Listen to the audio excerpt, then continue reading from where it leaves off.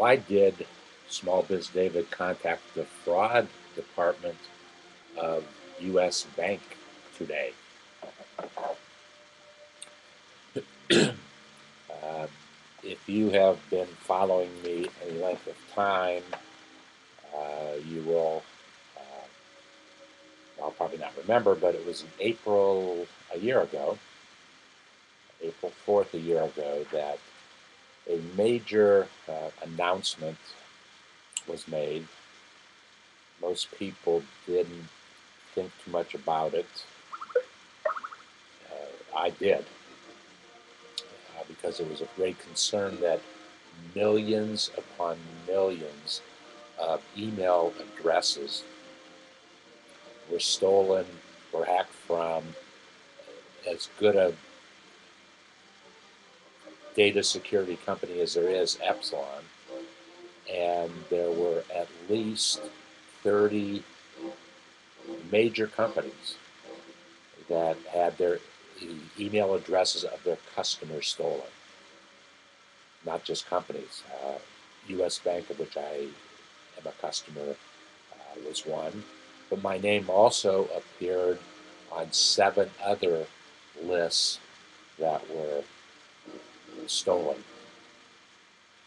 So I made a commitment that, well, I wasn't going to open up emails from any one of those 8 people that I knew, companies that I knew, folks that I did business with, my bank. I wouldn't open an email from them because I knew that one of the things that was going to be done was something that's called phishing, Phishing.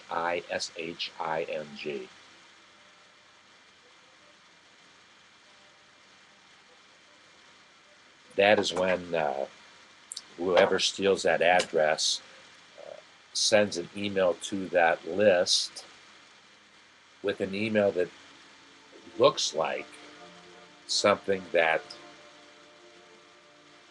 that company would send out. Phishing. I had never gotten one, but I still, well, I just knew that U.S. Bank, the relationship that I had with them, we weren't emailing much. If I needed information, I knew how to get it. I didn't need emails from them. And so that caught my attention, first of all, and the subject line caught my attention. The subject line was,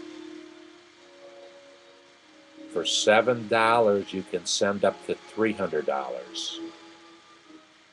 Something to that effect was, and I knew that the U.S. Bank that I knew would not send me. So I found out how I would call the fraud and security folks to see if in fact somebody was trying to make me open an email and click on a link and let the Trojan horse come and do its thing. That was the intent of the email. First of all, the subject lines. I'm the expert on subject lines. You know, you've heard me say how many times I hate bad subject lines. That particular subject line wasn't necessarily bad. Yes, it was. It was horrible. It was. I knew my bank wouldn't send it. Then, as I started talking to the woman in the fraud department to tell her my suspicions, and she was then getting very helpful and very informative in telling me things because I knew the concept. And so she, well, here's what it looked like. So don't open that email or don't do what it asks you to do. It was targeted to folks who would want to send $300 to Mexico and Central America with next day delivery until May 10th. It says, someone said, send mom.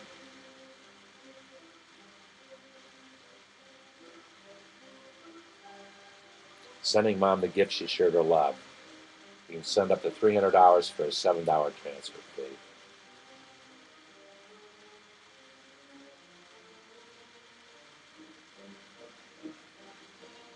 And as I was talking to the woman, and as I said, she's been very informative to me.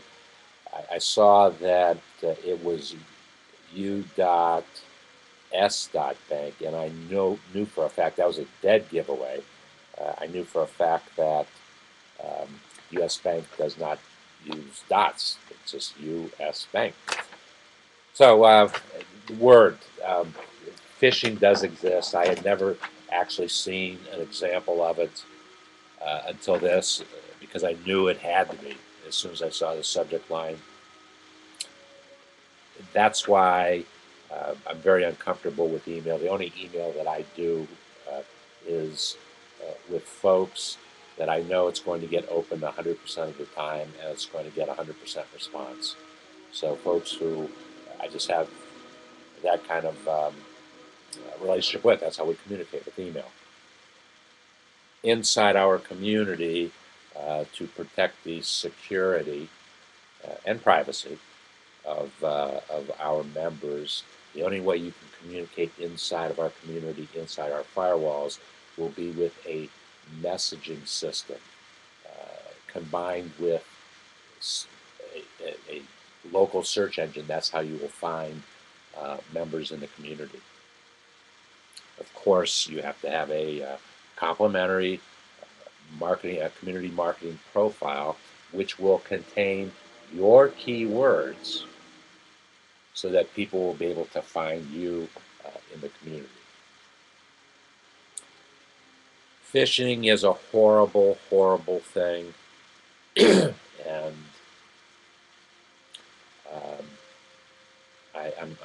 I'm glad that I saw a sample of it and I informed U.S. Bank so that they can inform their other customers to beware of such a scheme.